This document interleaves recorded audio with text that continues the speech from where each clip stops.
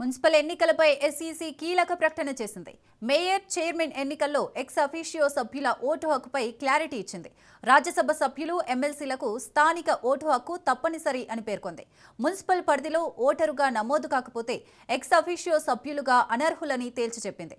High court తీర్పు మేరకు కొత్త మార్గదర్శకాలను రాష్ట్ర ఎన్నికల సంఘం విడుదల చేసింది.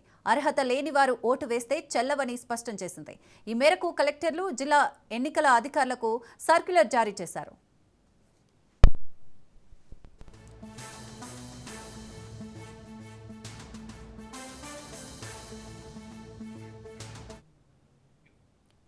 రైట్, ఇదే అంశానికి సంబంధించి మరిన్ని డీటెయిల్స్ మా ప్రతినిధి సునీల్ అందిస్తారు. సునీల్.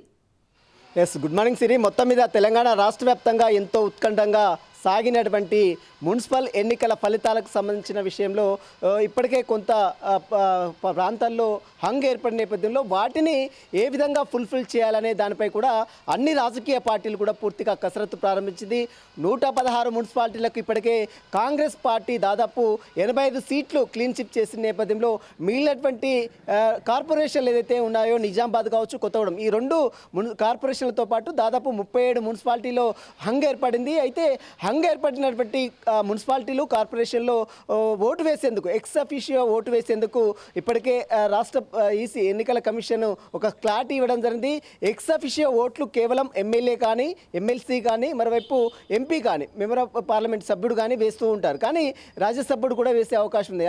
అయితే వీరు వేసేటువంటి ఎక్స్ అఫీషియో ఓట్లు ఆయా నియోజకవర్గంలో ఖచ్చితంగా వారికి ఓటు హక్కు అనేది ఖచ్చితంగా ఉండాలి. కానీ ఎవరో బయట నుంచి వచ్చినటువంటి వ్యక్తులు అక్కడ ఓటు వేసేందుకు అవకాశం లేదు అంటూ కూడా స్టేట్ ఎలక్షన్ కమిషనర్ రాణి కౌముది కొద్దిసేపటిమే ఒక క్లారిటీ కూడా ఇవ్వడం జరిగింది.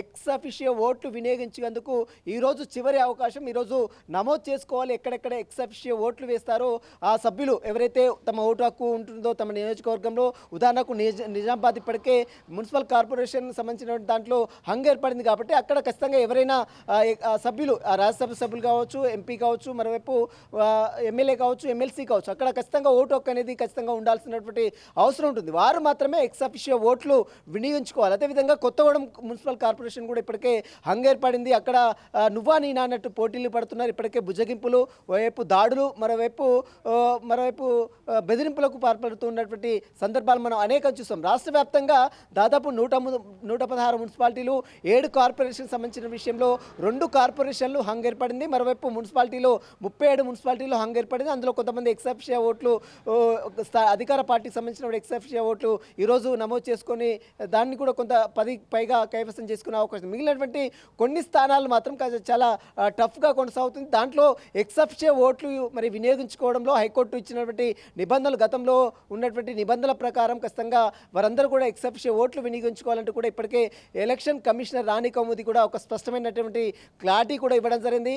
ఈరోజు ఎక్స్ అఫీషియో ఓట్లు నమోదు చేసుకోవడానికి ఈరోజు చివరి అవకాశం కాబట్టి ఎవరెవరైతే తమ నియోజకవర్గాల్లో ఉన్నటువంటి ఓటు హక్కు ఉందో అది కూడా ఎమ్మెల్యేలు, ఎమ్మెల్సీలు, అదేవిధంగా రాజ్యసభలో ఎంపీలు ఎవరైనా ఉన్నారో వారు మాత్రమే అక్కడ ఎక్స్ అఫీషియో ఓట్లు నమోదు చేసుకోవాలంటూ కూడా స్టేట్ ఎలక్షన్ కమిషనర్ రాణి కౌముది కూడా చాలా స్పష్టంగా ఆదేశాలు జారీ చేసింది. ఈరోజు సాయంత్రం వరకు కూడా ఎక్స్ అఫీషియో ఓట్లు నమోదు చేసుకున్న తర్వాత మిగిలినటువంటి స్థానాలు ఏదైతే మున్సిపాలిటీలో దాదాపు 116 మున్సిపాలిటీలో 37 పైగా మున్సిపాలిటీలు ఇప్పటికే హంగ్ ఏర్పడింది, టై ఏర్పడింది కాబట్టి ఆ 37 మున్సిపాలిటీలకు సంబంధించినటువంటి ఎక్స్ అఫీషియో ఓట్లు వినియోగించుకుంటే కాంగ్రెస్ పార్టీకి దాదాపు 10 పైగా ఎక్స్ అఫీషియో ఓట్లు వేస్తే దాదాపు 10 పైగా సీట్లు మున్సిపాలిటీలు వచ్చే అవకాశం ఉంది. దీంతో పాటు మరోవైపు కాంగ్రెస్, అదేవిధంగా కొత్తగూడెం, నిజామాబాద్ ఈ మున్సిపల్ కార్పొరేషన్లు ఏదైతే ఉన్నాయో ఈ మున్సిపాలిటీకి సంబంధించిన కార్పొరేషన్లో టై ఏర్పడింది కాబట్టి కొత్తగూడెం మున్సిపాలిటీ, అదేవిధంగా మున్సిపల్ కార్పొరేషన్ కావచ్చు, నిజామాబాద్ మున్సిపల్ కార్పొరేషన్, ఈ రెండు దాంట్లో చాలా ఉత్కంఠంగా కొనసాగుతుంది. అక్కడ కూడా ఎక్స్ అఫీషియో ఓట్లు ఏ విధంగా వినియోగించుకుంటే, ఎందుకంటే అక్కడ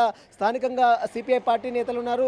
మరోవైపు నిజామాబాద్ చూస్తున్నట్లయితే అక్కడ ఎంపీ అరవింద్ కుమార్ ఉన్నాడు. ఈ సంబంధించినటువంటి విషయంలో మరి ఏ విధంగా ఈ యొక్క ఎలక్షన్ అనేది ఉంటుందనేది మాత్రం, అంటే ఏ విధంగా దీన్ని పోరు దిగి తెర దీపుతున్నది మాత్రం చూడాల్సింది చెప్పవచ్చు. ఈరోజు ముఖ్యమంత్రి రేవంత్ రెడ్డి ఇదే విషయాలకు సంబంధించిన విషయంలో ముఖ్యమంత్రి రేవంత్ రెడ్డి అధికారులతో, మంత్రులతో ఈరోజు సమావేశం నిర్వహించారు. సాయంత్రం 4 గంటలకు ఏ విధంగా ముందుకు వెళ్ళాలి, ఏ విధంగా టై ఏర్పడినటువంటి 37 మున్సిపాలిటీలకు 2 కార్పొరేషన్లకు సంబంధించిన విషయంలో ఏ రకంగా ముందుకు వెళ్ళాలన్న అంశాలపై కూడా ఈరోజు పార్లమెంట్ ఇన్ఛార్జిగా ఉన్నటువంటి మంత్రులతో ముఖ్యమంత్రి రేవంత్ రేవంత్ రెడ్డి సమావేశం కూడా ఉంది కాబట్టి ఆ విషయంలో కూడా ఒక క్లారిటీ కూడా తీసుకునే అవకాశం ఉంది. ఇప్పటికే బుజ్జగింపులు ఒకవైపు, బెదిరింపులు ఒకవైపు, మరోవైపు ప్రత్యర్థి దాడులు ఒకవైపు, ఈ మొత్తం కూడా రాష్ట్ర వ్యాప్తంగా ప్రధాన మున్సిపాలిటీలో చోటు చేసుకున్నటువంటి ప్రధాన అంశం. ఇప్పటికే మనం చూసాం కొత్తగూడెంలో కొంతమంది కార్యకర్తలు ఓటు హక్కు తమకు రావాల్సినటువంటి ఓట్లు వేరే అభ్యర్థులకు వేశారంటూ కూడా కొత్తగూడెంలో ఒక మహిళ సెల్ఫీ వీడియో తీసిన తీరు చూసాం. అదే తరహాలో నిజామాబాద్లో దాడులు చూసాం.